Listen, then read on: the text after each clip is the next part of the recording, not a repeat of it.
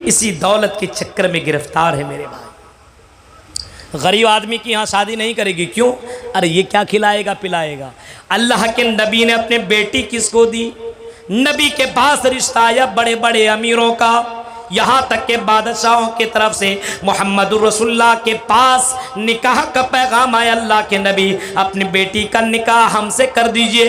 اللہ کے نبی نے اپنے بیٹی کا نکاح کن سے کیا؟ ایک دیندار حضرت علی کے ساتھ آپ نے نکاح کیا، جن کے پاس گھر بھی نہیں، مکان بھی نہیں، رہنے کے لیے کوئی جگہ نہیں ہے۔ اللہ کے نبی نے ایک دیندار شخص کو اللہ کے نبی اپنے بیٹی دے رہے ہیں۔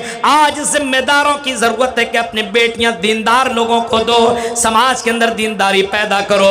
یہ دنیا کی دولت کے چکر میں جو تم دوڑ رہے ہو، بھاگ رہے ہو اور اللہ کو بھول رہے ہو، اللہ کہہ رہا ہے وَمَا هَٰذِهِ الْحَيَاةُ الدُّنْيَا إِلَّا لَعِبٌ وَلَهْوٌ، اے لوگو یہ دنیا تو کھیل تماشا ہے، وَإِنَّ الدَّارَ الْآخِرَةَ لَهِيَ الْحَيَوَانُ، اور آخرت کی زندگی ہمیشہ رہنے والی ہے۔ لَوْ كَانُوا يَعْلَمُونَ، کاش کہ لوگ اس بات کو جان جائیں۔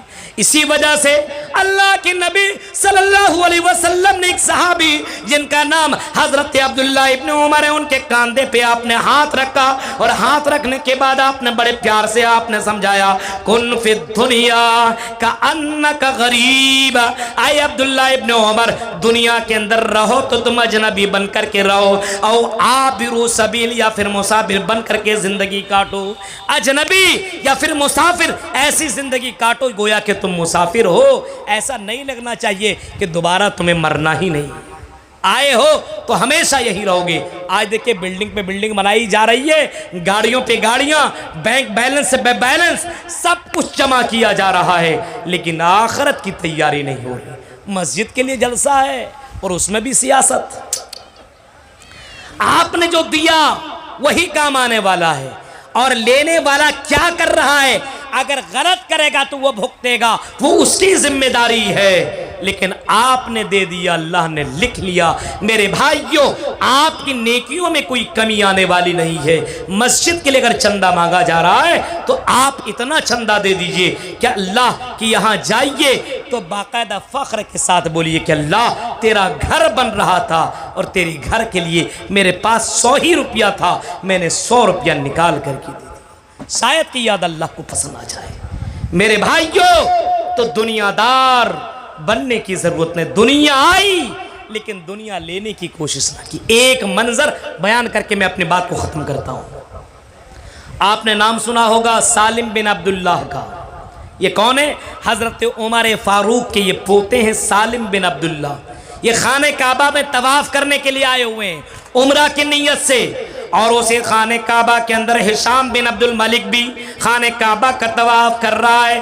ہشام بن عبد الملک خانہ کعبہ کا چکر لگا رہا ہے۔ لوگوں کی بھیڑ ہشام بن عبد الملک کے ساتھ ہے، کیونکہ وہ خلیفۃ المسلمین ہے، وہ امیر المومنین ہے۔ لیکن کیا دیکھتا خلیفۃ المسلمین کہ اچانک لوگوں کی بھیڑ ہم سے دور ہوتی بھی جا رہی ہے، اور سالم بن عبداللہ جو کہ نوجوان لڑکا ہے، نوجوان آدمی ہے، ان کے ساتھ لوگوں کی بھیڑ ہو جاتی ہے، اور سالم بن عبداللہ اللہ کا نام لے رہے ہیں اور دعا کرتے ہوئے خانہ کعبہ کا طواف کر رہے ہیں۔ لوگوں سے پوچھا سالم بن عبداللہ کے بارے میں یہ کون ہے؟ لوگوں نے بتایا سالم بن عبداللہ ہے، یہ عمر فاروق کے پوتے ہیں، بہت ہی دیندار ہیں، متقی ہیں، محدث ہیں، یہ حدیث بیان کرنے والے، یہ عالم دین ہیں۔ اسی وجہ سے لوگوں کی بھیڑ سالم کے ساتھ جڑ چکی ہے۔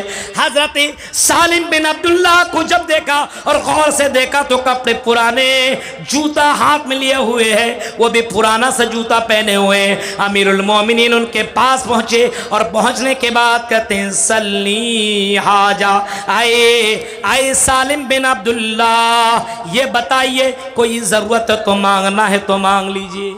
سالم بن عبداللہ کہتے ہیں میں اللہ کے گھر میں اور تجھ سے مانگوں؟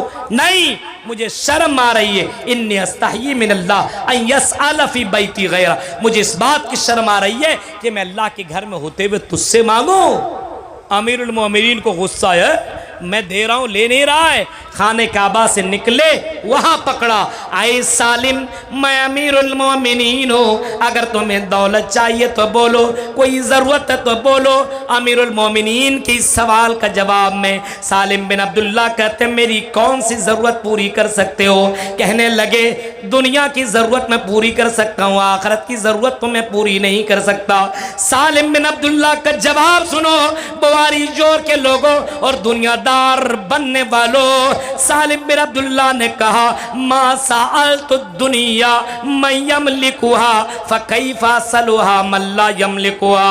اے ہشام بن عبد الملک، اے خلیفہ، اے امیر المومنین، میں نے دنیا تو اس سے بھی نہ مانگی، یہ جو دنیا کا مالک ہے میں نے اس اللہ سے مانگی ہے، وہ آخرت مانگی ہے، اور آخرت کا تو مالک ہی نہیں ہے۔ دنیا دینے والے آئے لیکن دنیا نہیں لیا، ان کو آخرت کی ضرورت تھی، جنت چاہیے تھا، جنت مل رہی ہے، اللہ کے لیے خرچ کرو اور جنت کو اپناؤ۔ میرے بھائیوں، یہ چند اہم پیغامات تھے جو میں نے آپ کے سامنے مختصراً آدھے گھنٹے میں نے رکھا، مجھے نکلنا بھی ہے اور ابھی آپ کے سامنے خطاب کرنے کے لیے آ بھی رہے ہیں، مجھے پرچی مل چکی ہے، لہٰذا میں اپنی بات کو انہی باتوں پر ختم کرتا ہوں، اور میں یہی اپیل کروں گا، دنیا کی ان چمک دمک میں ڈوب کر کے اپنی آخرت، اپنی قبر، اپنی آنے والی زندگی کو برباد مت کریے۔ مر جائیے گا، قبر میں کوئی رونے دھونے والا یا آپ کے قبرستان میں کوئی پہنچنے والا نہیں جائے گا۔ میرے بھائیوں، اسی دنیا میں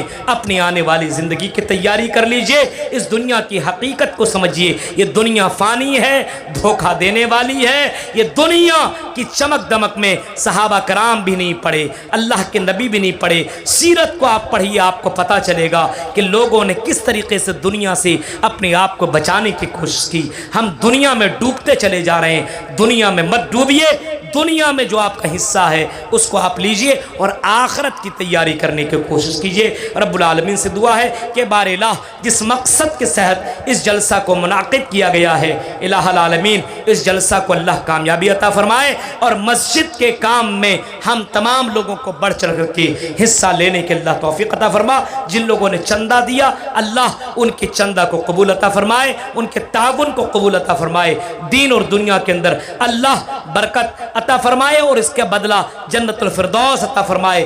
جن لوگوں نے اب تک نہیں دیا ہے اور جس کے دل و دماغ میں اگر ذرہ برابر کسی طرح کا شک اور شبہ ہے، ان سے گزارش ہے اللہ کے لیے تعاون پیش کیجئے، انشاءاللہ آپ کا دیا ہوا مال بیکار نہیں جائے گا۔ وآخر دعوانا ان الحمدللہ رب العالمین، والسلام علیکم ورحمۃ اللہ وبرکاتہ۔